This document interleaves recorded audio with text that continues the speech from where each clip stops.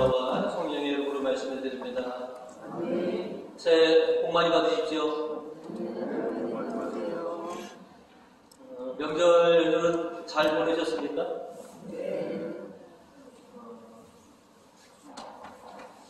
이래 없이 눈이 많이 와서요. 명절에 뵙지 못했던 가정들이 참 많았는데요. 이런 것도 좋은 저희의 기억으로 남지 않을까라고 하는 생각이 듭니다. 이제 14년 정초입니다. 푸른 뱀띠 해라고 그러는데요.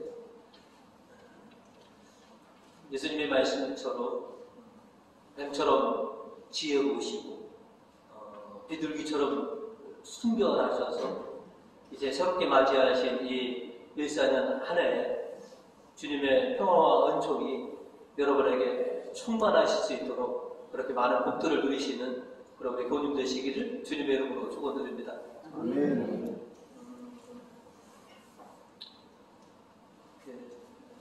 오늘을 저희가 주님의 봉헌 축일로 지키고 있습니다. 그리고 이제 14년 새해를 맞이한 이제 며칠 되지 않았는데요.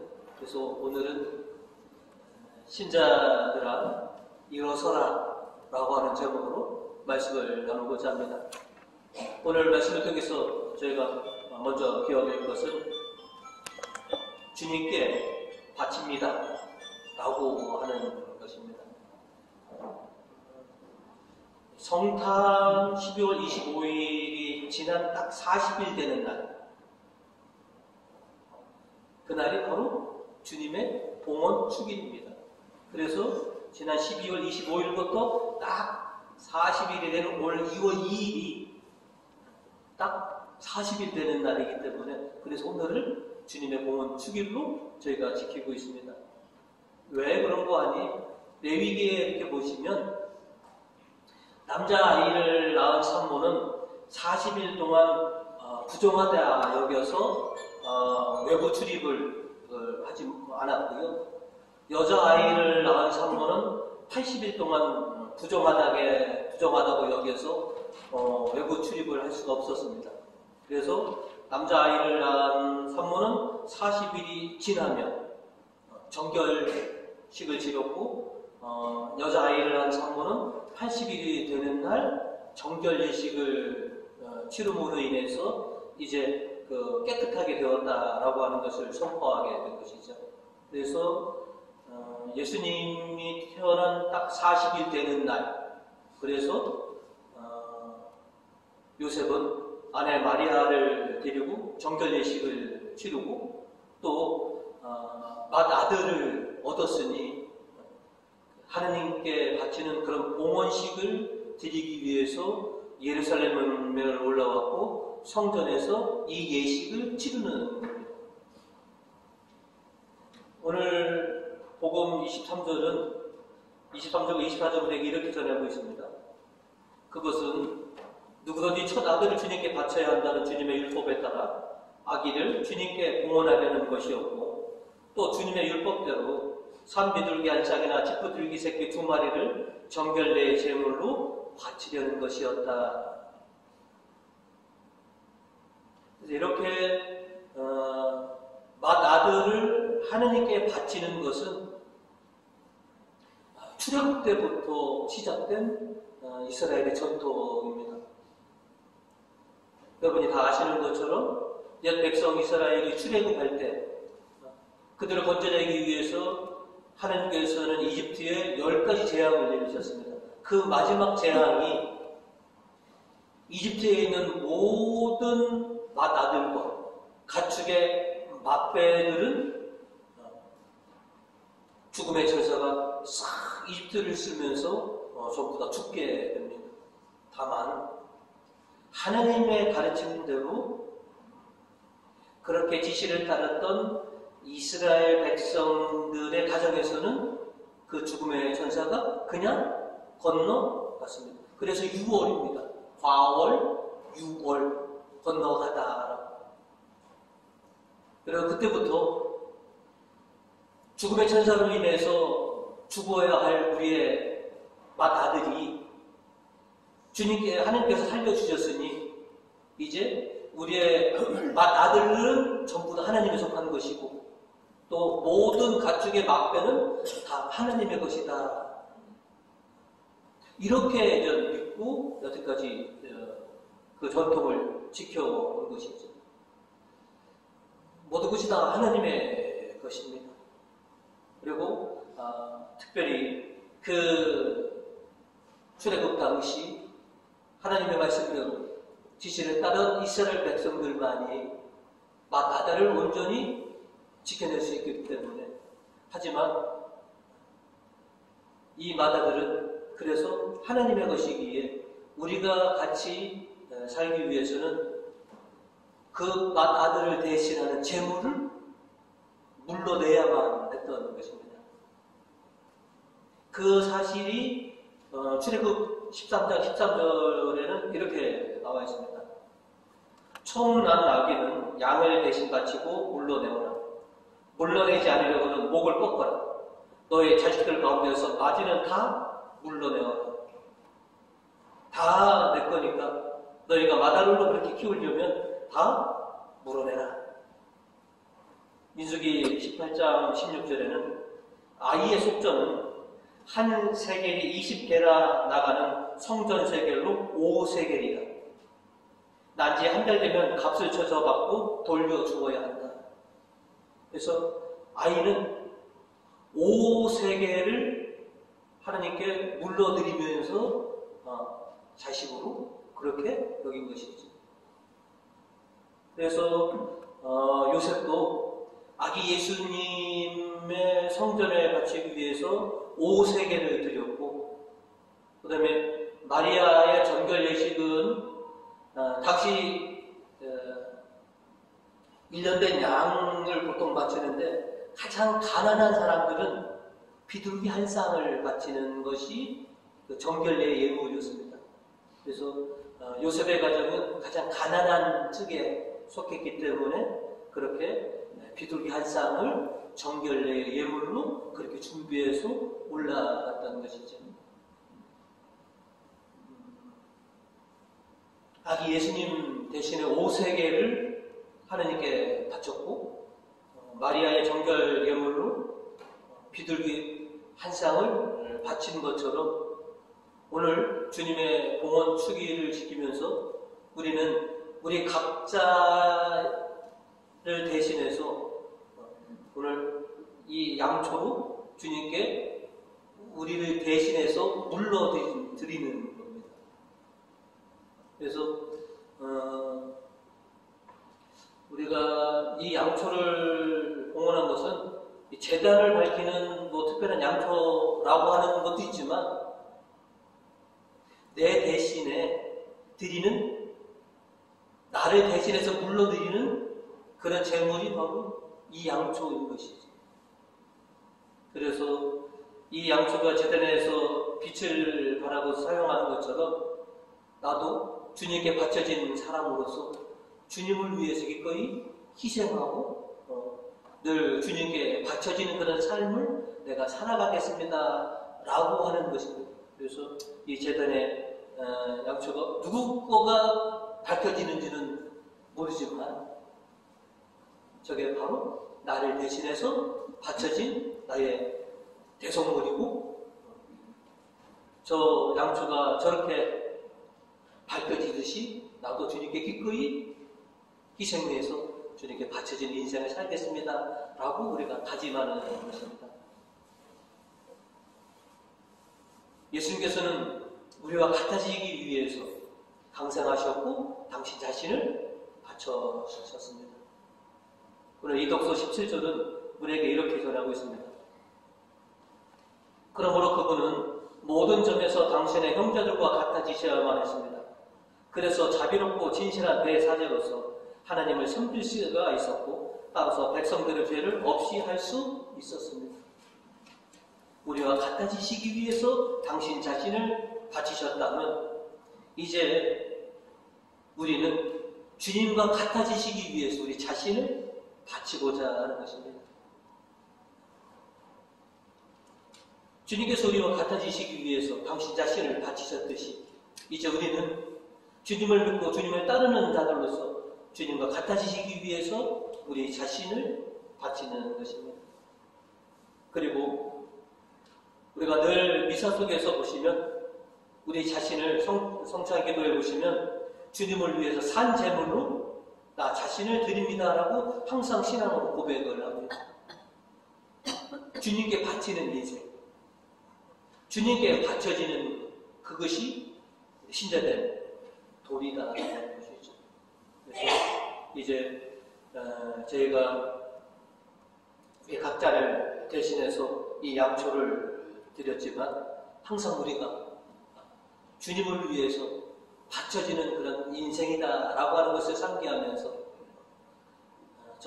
우리가 바친 초가 온 세상을 밝히듯이 우리도 희생을 통해서 그리스도의 빛을 발하는 그런 믿음의 종들이 되시기를 주님의 이름으로 축원드립니다. 오늘 성경은 저희가 두 번째로 신실한 믿음과 성실한 삶을 드려라 라고 요청하고 있습니다. 아기 예수님께서 봉헌되시고 마리아께서 정결 예식을 치를 때 예루살렘에는 신실한 믿음과 성실한 삶을 살아가는 분이 계셨다라고 오늘 성경은 저희에게 가르쳐주고 있습니다. 복음 25절은 그런데 예루살렘에는 시몬이라는 사람이 살고 있었다. 이 사람은 의롭고 경건하게 살면서 이스라엘의 구원을 기다리고 있었다. 그에게는 성령이 머물러 계셨다라고 말씀하고 있고요. 이어서 37절로는 과부가 되어 84살이 되도록 성전을 떠나지 않고 반납도 없이 단식과 기도로서 하나님을 섬겨왔다라고 안나에 대해서 증거하고 있습니다. 캄캄하고 혼란한 곳에서도 그리고 사악한 그런 지역에서도 하나님을 믿고 하나님을 의지하는 그런 온전한 신앙인들이 존재하고 있었다라고 하는 사실을 우리에게 전해주고 있는 것입니다. 소돔과 고모라가 멸망했을 때 롯이라고는 의로운 사람이 존재했었습니다. 하나님의 진노를 사서 에돔이 멸망에 이르렀을 때 오바디아라고 하는 의로운 사람이 존재했었고 바벨론 프로 시대에는 여러분이 잘 아시는 다니엘이 있었고 400년이라는 긴 암흑 시기와 같은 신약과 구약 이 중간 시대에 세례자 요한이 등장하기 전에 성경은 의롭고 경건하게 살고 있었던 시몬과 안나가 있었다라고 이렇게 증언해주고 있는 것입니다. 정치적으로, 종교적으로 암울했던 시대가 바로 뭐냐면 예수님이 탄생하는 그 시기입니다. 하지만 그 시대에서도 신실한 믿음과 성결한 신앙의 삶을 지켜내고 있던 사람들이 존재하고 있었다라고 하는 사실을 우리에게 전해주고 있는 것이죠. 그래서 이렇게 의롭고 경건하게 살아왔던 이 사람들은 성령의 인도를 받았고 그래서 이 세상 그 누구보다도 제일 빨리 구세주를 영접하시는 그런 영광을 누리게 된 것이죠. 그래서 시몬이 이제 나는 죽어도 영원히 없어. 제 눈으로 구주를 내가 뵙게 되니 더 이상 내가 영원히 없습니다. 내가 이 참 혼탁한 세상을 소망을 가지고 살았는데 제 소망이 이루어졌으니 구주를 뵙게 됐으니 이제 더 영원히 없습니다. 그동안 신실하게 살아왔던 그 삶을 보답받는 것처럼 그렇게 여겨졌던 것이죠.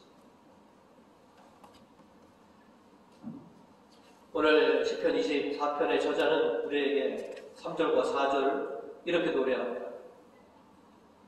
어떤 사람이 주님의 산에 오르래? 어떤 사람이 그 성소에 들어서리?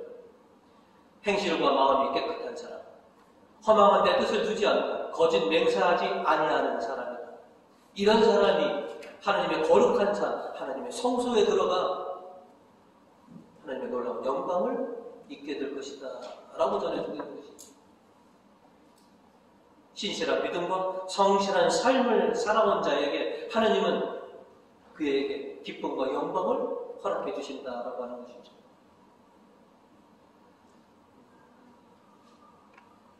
우리가 여러 건물에 들어가면 어떤 문에는 관계자 외 출입 금지라고 하는 말이 딱 붙여 있는 그런 문들을 보게 됩니다.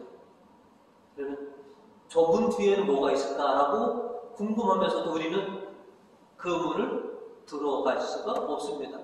왜냐하면 우리는 관계자가 아니기 때문에. 오직 관계자만이 그 문에 들어갈 수 있습니다.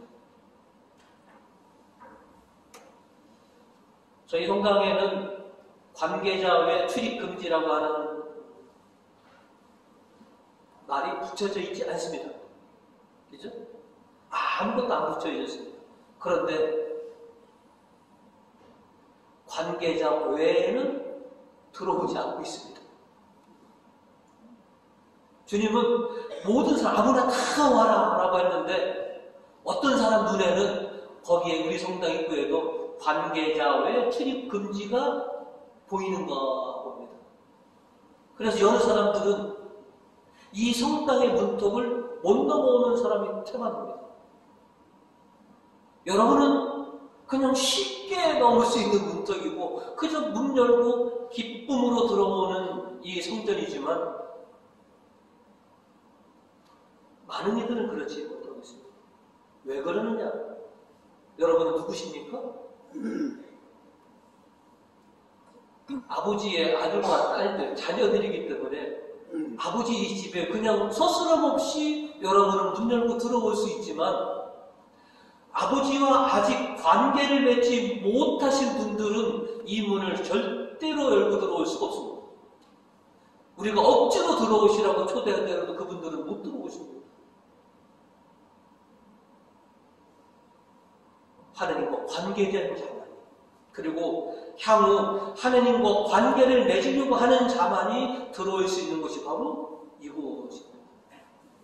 그래서 이 자리에 앉아있는 여러분 전부 다 하나님과 관계된 분들인 것이죠. 아무나 올 수 있는 것이 아닙니다. 아버지 하나님과 관계된 자만이 들어올 수 있는 거룩한 곳이 이곳입니다.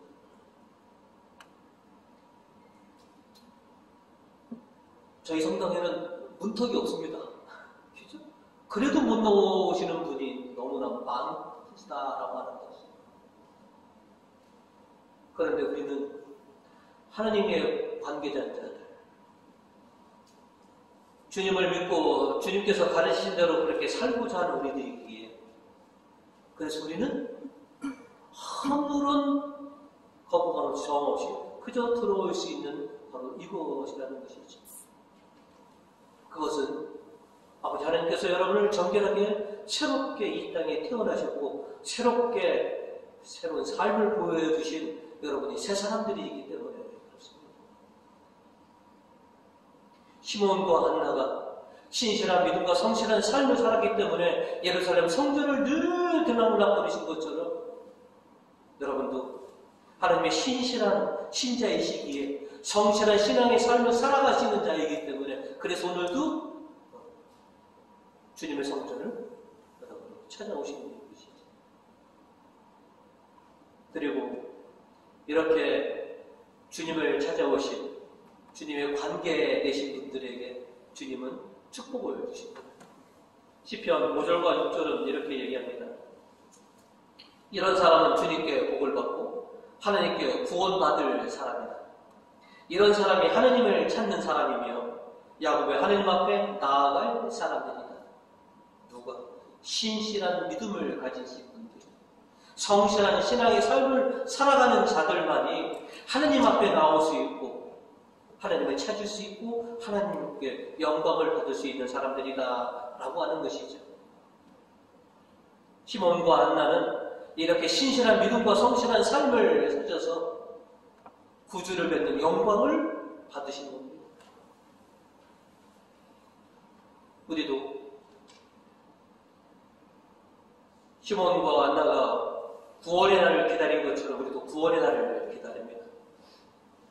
하나님께서 우리에게 기쁨과 은총을 베푸신 날을 우리가 소망하고 있습니다. 이것을 우리가 누리려면 주님 앞에 신실한 사람으로 살아가야 됩니다. 아무리 세상이 혼탁하고 하나님의 뜻과는 거리가 먼 세상이지만 이런 세상 속에서도 여러분이 존재하신다고 하는 것입니다. 아무리 혼탁하고 아무리 약한 시대 속에서도 하나님의 사람은 존재했듯이 이제 여러분이 계셔서 여러분을 통해서 하나님의 영광이 드러나실 줄 믿습니다. 항상 주님의 기쁨이 되시고 또 여러분의 그 소망과 영광이 이루어질 그 순간들을 바라보시면서 이 힘든 시절 여러분의 믿음으로 버텨내시고 성실한 신앙의 삶을 살아가시는 우리 교우님 되시기를 주님의 이름으로 축원드립니다. 끝으로 오늘 성경은 우리에게 일어서라 라고 말씀하고 있습니다. 주님을 믿고 따르는 신자라면 일어서라 라고 오늘 말씀은 저희에게 전해주고 있습니다. 예수님은 우리를 일으켜 세워주시겠지만 하지만 예수님으로 인해서 걸려 넘어지는 사람도 있을 거다라고 하는 것이죠. 그 사실을 시몬은 이렇게 마리아에게 전했습니다. 34절입니다. 이 아기는 수많은 이스라엘 백성을 넘어뜨리기도 하고 일으키기도 할 분이십니다. 예수님 때문에 넘어지는 사람도 있을 것이고 예수님 때문에 일어서는 사람도 있을 거라는 것이죠. 예수님께서는 우리 신앙의 디딤돌이 되셨지만 그 디딤돌을 딛고 일어서고 올라가는 분들이 계신 것처럼 그 디딤돌에 걸려서 넘어지시는 분들이 있을 거라는 것입니다. 주님은 우리에게 걸림돌을 놔주신 적은 없습니다. 항상 디딤돌을 주셨습니다. 딛고 일어서라, 딛고 올라가라라고 주셨는데 그 디딤돌에 걸려서 넘어가시는 분들에게는 주님의 디딤돌이 걸림돌이 되기도 할 겁니다. 그러나 분명한 것은 주님은 항상 내가 놓아준 이 초석을 딛고 올라서라, 일어서라라고 해주시는 것이죠. 이제 저와 여러분은 주님의 이 초석을 딛고 일어서고 올라서는 사람들이 되어야 합니다. 오늘 일독서 2절은 우리에게 이렇게 얘기합니다. 그가 오늘날 누가 당하냐냐, 그가 나타나는 날 누가 보태느냐, 그는 대장간의 불길 같고 빨래터의 잿물 같으리라. 어떤 사람은 깨끗하고 순수하게 되겠지만 어떤 사람은 그 잿물에, 그 불에 녹아나는 사람도 있을 거다라고 하는 것이죠. 3절은 또 이렇게 얘기합니다.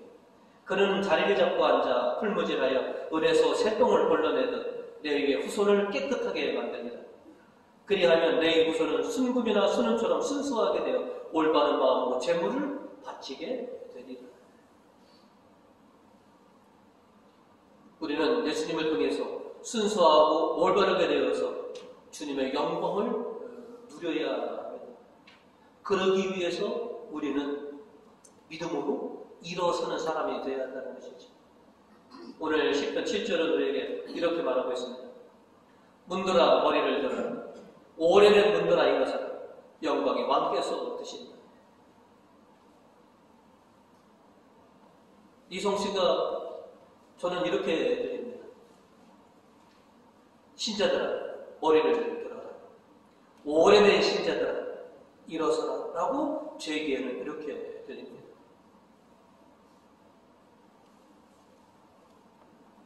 이제 14년 시작한 지 얼마 되지 않고요. 오늘 주님의 공원 주길로 이제 성탄 전례는 모두 끝나고 새로운 시대로 전환이 됩니다. 그러니 다시 일어서라. 신앙으로 예수 그리스도를 믿고 일어서라 라고 우리에게 노래를 불러주고 계십니다. 우리는 예수 그리스도를 딛고 일어서는 사람이 되어야 합니다. 그리고 우리가 드리는 이 예물이 또 우리 자신이 주님의 기쁨이 되는 사람들이 되어야 합니다. 1독서 4절은 이렇게 얘기합니다. 그때 유다와 예루살렘이 바치는 제물이 옛날 그 한 처음처럼 나에게 기쁨이 되리라. 믿음으로 일어선 자들, 주님을 닮아서 자기 자신을 희생하고 바치는 자들, 주님께서 기쁘게 여기실 거다라고 하는 것이죠. 저는 우리 교우님들이 이 을사년에 주님에게 좀 이쁨 받는 한 해가 되었으면 합니다. 주님의 기쁨이 되시는 우리 교우님들이 되셨으면 합니다. 우리가 주님에게 이쁨 받고 주님을 기쁘게 해드려서 우리가 기뻐할 수 있는 그런 을사년을 좀 만들어 가셨으면 하는 그런 소망이 있습니다. 이제 을사년 정초입니다. 주님과 더불어 정말 여러분이 소망하시고 여러분이 바라시는 것들, 그것을 성취하시는 그런 기쁨을 누리시는 우리 교우님들 되시기를 주님의 이름으로 축원드립니다. 아멘.